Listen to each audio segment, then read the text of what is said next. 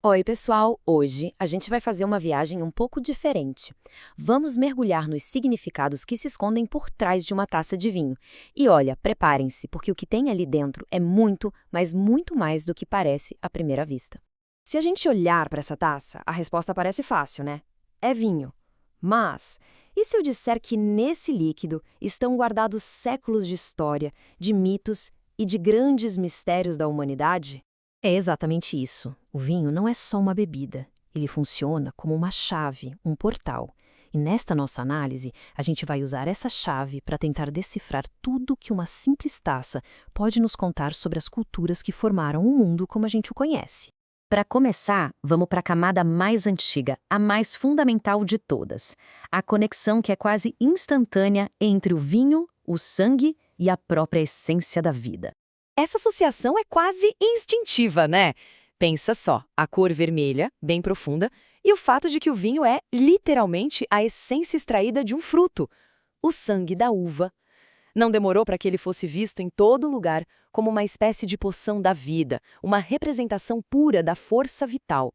E essa simbologia atravessa a escultura de um jeito impressionante. Lá na Grécia Antiga, o vinho era considerado o sangue do deus Dionísio, algo que podia dar imortalidade.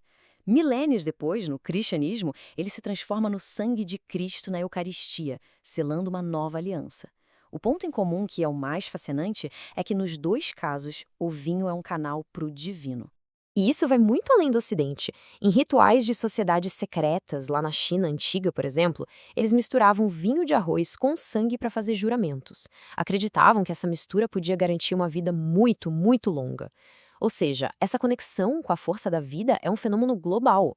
Ok, agora vamos sair um pouco da substância do vinho e pensar no seu efeito. A embriaguez, nesse contexto, não tem a ver com excesso. Pelo contrário, é um caminho simbólico em direção à sabedoria e à revelação. Para entender essa próxima camada de significado, a gente precisa falar sobre o conhecimento iniciático. É basicamente uma sabedoria que não dá para aprender um livro.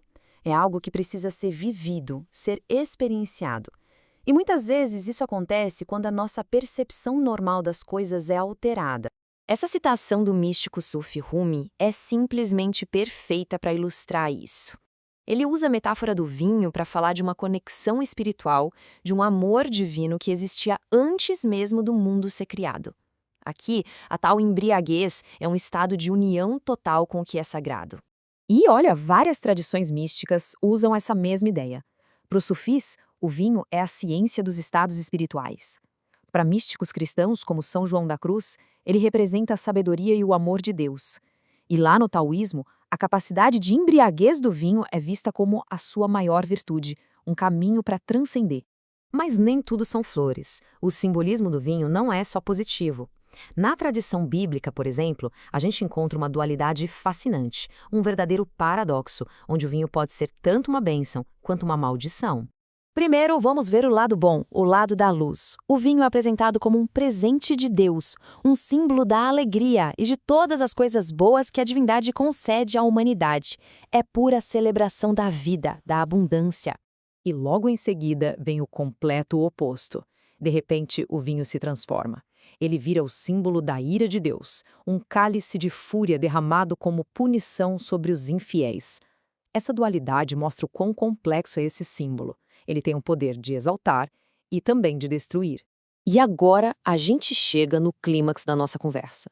Todas essas camadas de significado, vida, conhecimento, alegria, ira, tudo isso vai convergir para uma conexão final, uma revelação que está escondida na própria linguagem, na matemática das palavras.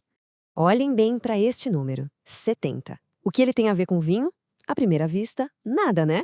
Parece aleatório. Mas a resposta está escondida na estrutura da língua hebraica. E é aqui que a mágica acontece. Em hebraico, existe um sistema chamado gematria, em que cada letra tem um valor numérico. E o incrível é que a palavra para vinho, que é yain, e a palavra para mistério ou segredo, que é sod, tem exatamente o mesmo valor numérico, 70. É como se a própria língua estivesse nos dizendo: vinho é mistério. Isso sela o seu papel simbólico de uma forma definitiva. Então, da próxima vez que houver uma taça de vinho na mesa, talvez seja possível enxergar tudo isso. O que nos leva a uma pergunta final. Se um objeto tão comum do nosso dia a dia carrega tanto significado, quantos outros segredos não estão por aí, esperando para serem descobertos? A resposta, quem sabe, está em apenas olhar o mundo com um pouco mais de atenção.